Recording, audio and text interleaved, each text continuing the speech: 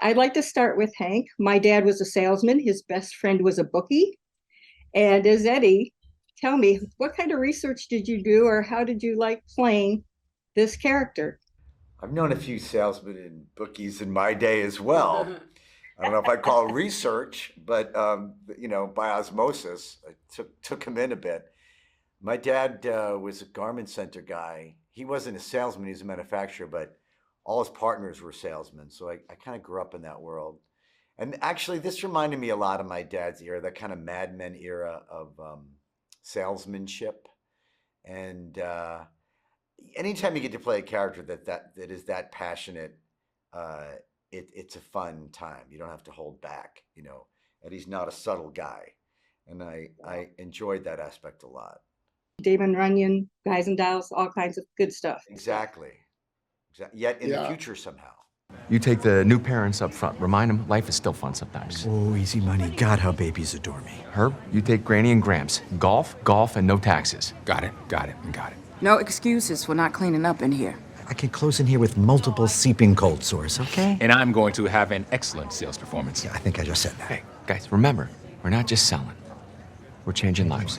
Got it. Let's go to Dewshane. Dewshane, after watching this series, I can't drink a milkshake again. But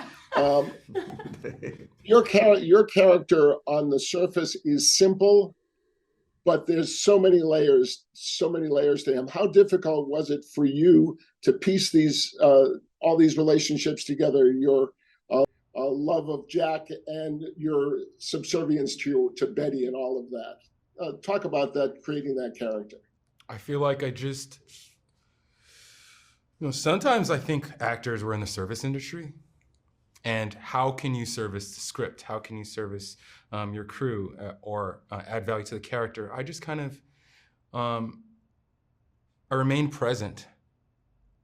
And so I was discovering who Herb was while things were happening to him. So it was less of how do I prepare for the scene and more how do I get out of his way and let him experience what the writers are testing out or this sort of thing. Like there were moments that I discovered after the camera was rolling that I didn't plan. And I think I was able to find those things because I had great castmates, just lobbing energy and dialogue back and forth and trying to find things that work. And then the editors come in and they figure out what works best. So I try not to get too caught up with like that aspect, but I don't know if that answers your question. Haneefah, as Shirley, you're the truth teller. You're the one, the rock that is behind all of this, trying to keep it together, but love will always come first. Can you talk about that? Well, I think you're talking about my relationship with Eddie, right? Yeah, I think that she feels unsatisfied in her relationship with her husband, and Eddie has awakened something in her that she hasn't felt in years.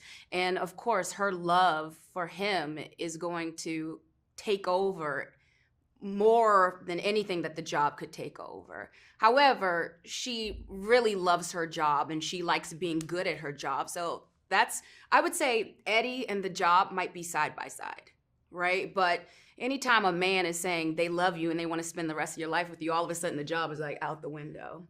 Or maybe that's just my personal experience. You make it sound easier than it is.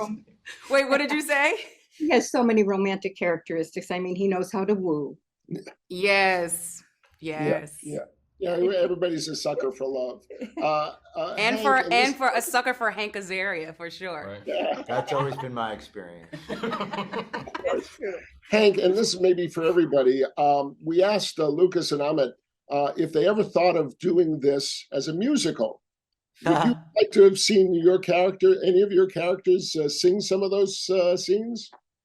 You guys are really working this guys and dolls angle, which I thought of a lot too. I thought of it a lot as kind of a Damon Runyon world. It would be a sort of interesting musical. Let's walk before we can run. Let's get season 2 before we turn into a musical. Let's see how it goes. What's the most fun about working off each other? I mean, you started to talk about it, Dewshane, but were there any ad libs that came out that really created a scene that you remember? I never ad-libbed because I really enjoyed the writing on this show. So I felt like I would be doing it a disservice if I added anything extra to it. For me, it didn't feel like it needed anything. The one thing that I will say about this cast is that we're all, and forgive me if you feel like this is an insult, we're all super neurotic actors who care greatly about what we're doing. Thanks a lot. But that's what I loved about it, because everybody cared so much and just wanted to do a good job. And I think that's what was achieved from watching it. I love living on the moon.